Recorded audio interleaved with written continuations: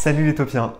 Vous croyez si je vous dis que ça faisait des mois que je préparais une vidéo sur le futur coaster Ironman Jukebox et ça faisait des mois que j'hésitais à sortir cette vidéo parce que je me disais peut-être qu'il y a des infos qui vont tomber bientôt. Je me résous à sortir la vidéo que quelques-uns d'entre vous ont vue cette semaine et je vous mens pas, à la seconde où je la sors, je vais sur Twitter et je tombe sur des nouveaux leaks, plein d'images de l'intérieur de l'attraction, des concept art, des travaux. À la boulette.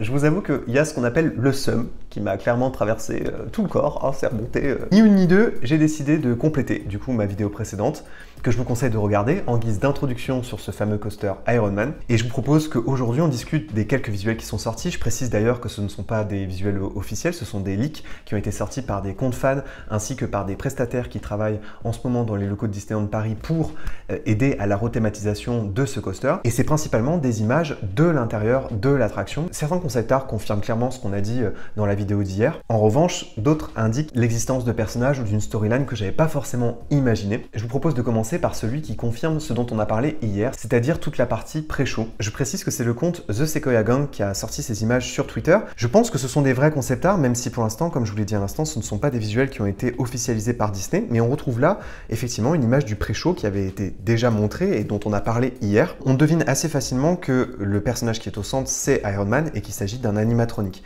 Et d'ailleurs, à ce jour, si je dis pas de bêtises, il y a très peu de personnages Marvel qui sont des animatroniques dans les parcs Disney. En fait, il me semble qu'il y a uniquement que Rocket, et puis on a parlé plus récemment de l'arrivée prochaine de l'animatronique de Bébé Groot, mais qui est pour l'instant encore en cours de développement.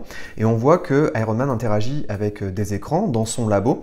Et d'ailleurs, on voit qu'il semble sélectionner des personnages, c'est-à-dire il semble réfléchir à qui pourrait faire la course avec lui. Ce n'est qu'une hypothèse, mais je me demande si c'est pas aussi le retour de différentes combinaisons dans l'attraction, puisque si, admettons, il l'a fait avec Ant-Man ou Hulk, comme on le voit là sur ce concept art, peut-être que les lancements seront différents, que les musiques jouées seront différentes, un peu comme à l'époque d'Aerosmith où il y avait plusieurs combinaisons musiques possibles pendant l'attraction. Sur le concept art suivant, ce n'est pas du tout ces personnages-là qu'on retrouve, mais Captain Marvel. Sur ce second concept art, d'abord ce qu'on devine, c'est le train de l'attraction, c'est ce qui me fait penser que ces visuels sont clairement de vrais concept art. On reconnaît les couleurs de l'armure d'Iron Man, donc en fait on va clairement expérimenter un équipement qui appartient à Stark et qui ressemble à une de ses armures. Et on voit que les visiteurs sont complètement plongés dans l'action et on découvre que l'action va peut-être se passer au-delà de la Terre, puisque les planètes qu'on voit derrière sont sans doute des planètes qu'on a surtout vues dans les Gardiens de la Galaxie, donc des planètes comme peut-être Asgard, Titan, et surtout ce qu'on remarque, c'est qu'il y a un personnage aux côtés d'Iron Man, et c'est Captain Marvel. On se doutait bien qu'il y aurait forcément une synergie, sans doute des références à Spider-Man,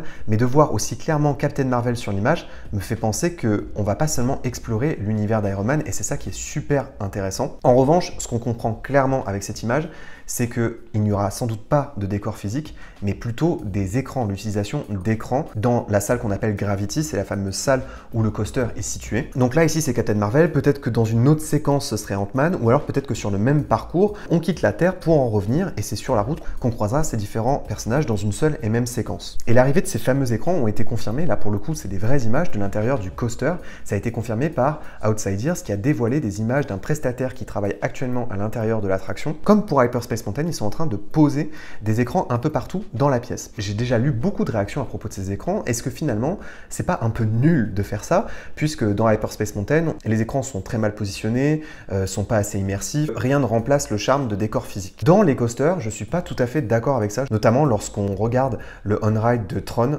l'utilisation des écrans est parfaitement maîtrisée.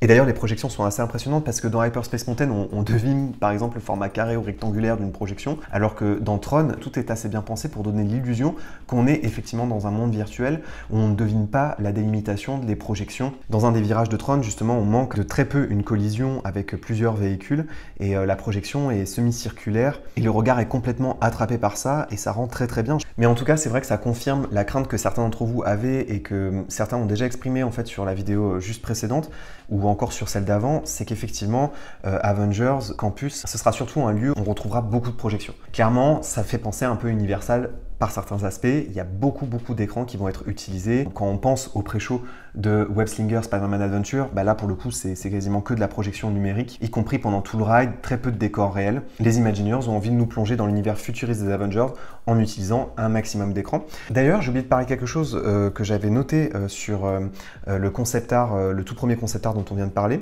c'est que là on voit que l'animatronique d'Iron Man interagit avec des écrans.